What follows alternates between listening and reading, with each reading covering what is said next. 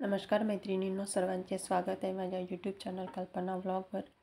तर आज आपण बघणार आहोत आशाचे वाउचर आणि त्या वाउचरला काय काय प्रोसिडिंग लावायचे, जे जे आपल्याला पैसे मिळतात त्या वाउचरसाठी काय काय प्रोसिडिंग लावावं लागते। तर सर्वात आधी आपण ही जी अहवाल आहे जे तयार करतो त्याच्यावर ही पावती लावत असतो। तर मला वाटते प्रत्येक जिल्ह्यामध्ये वेगवेगळ्या ह्या पावत्या असणार। तर आमच्या जिल्ह्यामध्ये ही अशी पावती आहे। तर याच्यावर आधी लिहिलेलं आहे आशा मासिक कार्य अहवाल 2024-25। तर सर्वात आधी इथे वर आपल्या प्राथमिक आरोग्य केंद्राचे नाव लिहायचे आहे। त्याच्यानंतर इथे आपले नाव लिहायचे आहे, पूर्ण नाव लिहून घ्यायचे। त्याच्यानंतर इथे आपला तालुका, त्याच्यानंतर इथे गावाचे नाव, इथे महिना, हे सर्व लिहून घेतल्यानंतर लाल अक्षरामध्ये इथे आपला महिना लिहून घ्यायचा आणि इथे गावाचे नाव लिहून घ्यायचे। त्यानंतर आहे आपल्याला ज्या पावत्या लावायच्या असतात, जे आपण काम महिन्यामध्ये केलेलं आहे त्याच्या ज्या पावत्या आहेत। तर सर्वात आधी लिहिलेलं आहे जननी सुरक्षा प्रसूती, प्रसूतीपूर्व सेवा दिल्यास व प्रसूती दरम्यान उपस्थित असल्यास 600 रुपये। तर याच्यासाठी आपल्याला प्रोसिडिंग काय काय लावावं लागते। जेव्हा ही प्रसूतीसोबत आपण उपस्थित असतो, तिथे गेल्यानंतर, प्रसूती झाल्यानंतर किंवा आपण त्या रुग्णाला तिथे मातेला दवाखान्यामध्ये पोहोचवल्यानंतर तिथे आपण तिथल्या जे MO आहे, वैद्यकीय अधिकारी आहे, त्यांचे आपण आपल्या जे रजिस्टर आहे संदर्भ सेवेचं त्याच्यावर आपण सही घेत असतो। ज्या मातेला नेलं आपण त्या मातेचं नाव लिहायचं, तिची खेप लिहायची, तिचं वय लिहायचं आणि तिची LMP तारीख लिहायची, EDD लिहायची आणि आपण कोणत्या तारखेला नेलं आणि कोणत्या तारखेला तिची प्रसूती झाली, त्याच्यानंतर बाळाचं वजन, वेट, किती वाजता प्रसूती झाली, सीझर झालं, नॉर्मल झालं, हे सर्व त्या आपल्या संदर्भ सेवेच्या रजिस्टरवर लिहायचं आणि त्याच्यानंतर तिथल्या वैद्यकीय अधिकाऱ्याची सही घ्यायची आणि ते जे प्रोसिडिंग आहे त्याची झेरॉक्स आपण या पावतीला लावायची। त्याचसोबत या पावतीला आपण त्या मातेचं जे लसीकरण कार्ड असते त्याचं जे वरचं पान आहे त्याच्यावर तिचं नाव, सर्व तिची माहिती लिहिलेली असते त्या गरोदर मातेची, आणि जे मागचं पान असते त्याच्यावर तिच्या तपासण्या लिहिलेल्या असतात, 1 तपासणी, 2री, 3री, 5वी तपासणी, ती पण माहिती पूर्ण भरलेली। तर हे जे प्रोसिडिंग आहे ते याला लावावं लागते।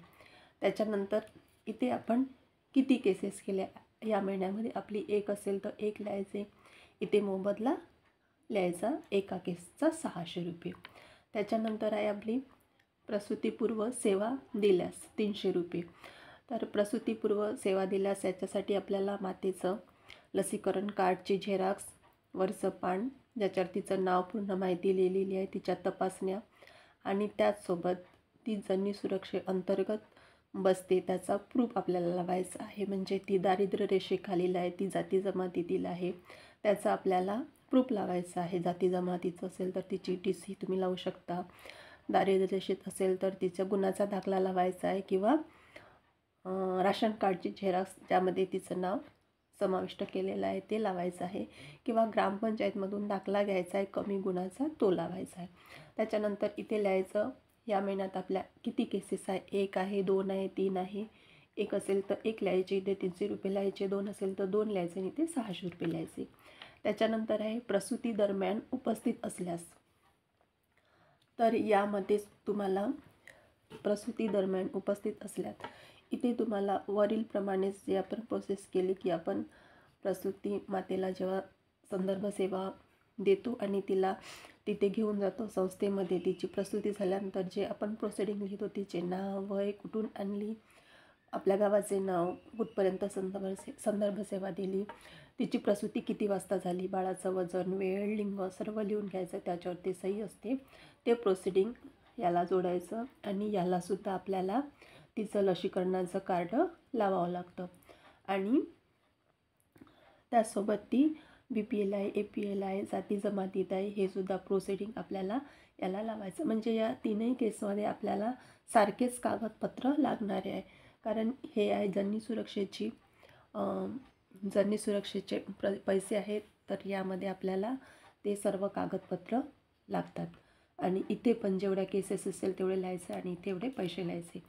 त्यानंतर आहे कुटुंब कल्याण शस्त्रक्रिया, स्त्री शस्त्रक्रियेचे 150 आणि पुरुष शस्त्रक्रियेचे 200 रुपये. तर याला आपल्याला जेव्हा जिथे आपण पेशंट आपला आहे आणि तिथे शस्त्रक्रिया झालेली आहे तिथून आपल्याला एक पावती मिळते लिहिलेली, किंवा सर लिहून देतात तिथले. तर ती पावती आपल्याला या मोबदला पावतीला लावायची आहे प्रोसिडिंग म्हणून. आणि इथे आपले केसेस असेल 1, 2, 3, तर असे 1 केसेस 2 केसेस असं लिहायचं आणि त्याचे पैसे इकडे 150 रुपये लिहायचे. त्याच्यानंतर आहे क्षयरोग. तर क्षयरोगासाठी आपल्याला जर आपण पेशंट शोधला तर आपल्याला त्याचे 250 रुपये मिळतात. तर याचे आपल्याला प्रोसिडिंग वगैरे काही लागत नाही. पण क्षयरोगाचा जेव्हा आपण औषधोपचार पूर्ण करतो तर त्याच्यासाठी आपल्याला त्याचं प्रोसिडिंग लावावं लागते. म्हणजे ते कार्ड असते, त्या रुग्णाचं जे कार्ड असते त्याला रोज औषध घ्यायचं आहे आणि त्याची तारीख तिथे लिहायची आहे. किती महिन्यापर्यंत त्याला औषध सुरू आहे, कोणत्या महिन्यापासून औषध सुरू आहेत. तर ते जे कार्ड असते ते कार्ड आपल्या उपकेंद्रात असते आणि त्याची झेरॉक्स आपल्याला या क्षयरोगाच्या पावतीला लावायची असते. त्याचं ते झालं त्याचं प्रोसिडिंग, म्हणजे त्याच्या मागे त्याचं प्रोसिडिंग झालं, ती पावती तिथे लावायची असते. इथे सुद्धा जितके पेशंट असेल त्यानुसार इथे लिहायचं आणि इथे पैसे लिहायचे. तर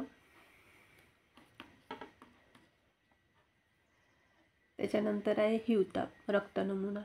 तर म्हणजे आपण BS घेतो दर महिन्याला, आपल्याला एक टार्गेट आहे पण 5 BSचे इथे 5 BS लिहायचे आणि इथे 75 रुपये. आणि त्यामध्ये जर इथे रुग्ण निघाला असेल आपल्या BSमध्ये PF आणि PV, तर त्याचं प्रोसिडिंग आपल्याला उपकेंद्रातून मिळून जाईल, की म्हणजे तो कोणता निघाला आहे ते पण एका कागदावर आपण लिहून घ्यायचं. त्याच्यावर NMची आपल्या सही घ्यायची, CH मॅडमची सही घ्यायची आणि ते प्रोसिडिंग याला लावायचं PF आणि PBला. त्याच्यानंतर आहे PF व PB रुग्णाचा संदर्भ सेवा देऊन उपचार पूर्ण केल्यास.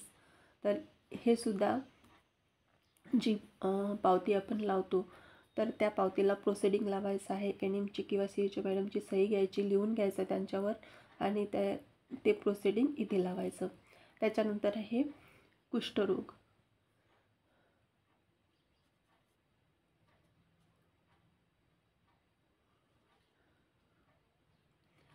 तर कुष्ठरोगमध्ये नवीन रुग्ण शोधल्यास आपल्याला त्याचे 250 रुपये मिळतात. आणि इथे पण जे आपण पावती लावणार आहोत नवीन कुष्ठरुग्ण रुग्ण शोधल्याची, ते पावतीला ज्या व्यक्तीला आपण शोधलं आहे त्या व्यक्तीचं नाव, कोणत्या तारखेला शोधलं ते एका कागदावर लिहून घ्यायचं आणि त्याच्यावर सही घ्यायची NMची, CH मॅडमची, आणि ते प्रोसिडिंग या पावतीला लावून घ्यायचं आणि ते पावती इथे याला लावायची. त्याच्यानंतर आहे MB रुग्णाला आपण औषधोपचार पूर्ण केल्यावर आपल्याला 600 रुपये मिळतात आणि PV रुग्णाला औषधोपचार पूर्ण केल्यावर आपल्याला 400 रुपये मिळतात.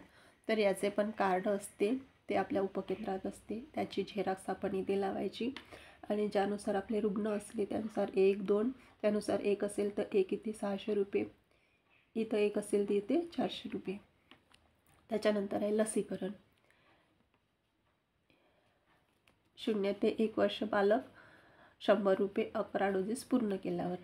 ते या बाळाचे जेव्हा गोवर पूर्ण होते, 9 महिने पूर्ण झाल्यानंतर, तेव्हा आपण ही गोवरची पावती लावत असतो आणि त्या पावतीवरच त्या बाळाचं सर्व लसीकरण लिहिलेलं असते जन्मापासून 9 महिन्यापर्यंत. ते आपल्याला पूर्ण लिहायचं असते. त्या बाळाचं नाव, त्याची जन्मतारीख, त्याला BCG कधी लागला, त्याला गोवर कधी लागला, ते पूर्ण तिथे लिहायचं असतं. त्याला कुठली प्रोसिडिंग लावावं लागत नाही. इथे एक बालक असेल तर 1 लिहायचं, इथे 100 रुपये लिहायचे, 2 असेल तर 2 बालक 200 रुपये. त्याच्यानंतर आहे 1 ते 2 वर्ष बालक 75 रुपये 4 डोस पूर्ण झाल्यास. हे आहे आपला बूस्टर डोस. आपण जेव्हा 16 महिने पूर्ण होतात त्या बाळाला तेव्हा आपण देतो. तर हे सुद्धा त्या पावतीवरच लिहिलेलं असते. ज्या बाळाचे आपण पैसे घेत आहे त्या बाळाचं नाव लिहायचं, त्याचे डोजेस लिहायचे पूर्ण, त्याची जन्मतारीख आणि किती बाळं आहे आपले, 1, 2, 3 असे इथे लिहायचे. 2 असेल तर 2 लिहायचे आणि त्याचे 75 रुपये, 2 बाळाचे 150 रुपये. त्याच्यानंतर आहे 5 ते 6 वर्ष बालक, जे 5 ते 6 वर्षाचे आपण त्याला DPT बूस्टर लावत असतो, त्या बाळाची पण पावतीच आहे. त्याच्यावर पण त्या बाळाचे नाव, त्याला कोणत्या तारखेला DPT बूस्टर लागला, त्याची जन्मतारीख आणि किती बाळं आहे. 5 असेल तर 5 लिहायचे, 5 बाळाचे 250 रुपये. अशा प्रकारे ह्या 3ही पावत्या आपल्याला भरायच्या. याला कुठलेही एक्स्ट्रा प्रोसिडिंग लावायचे नाही आहे. तर हे त्या पावतीवरच सर्व लिहिलेलं असते.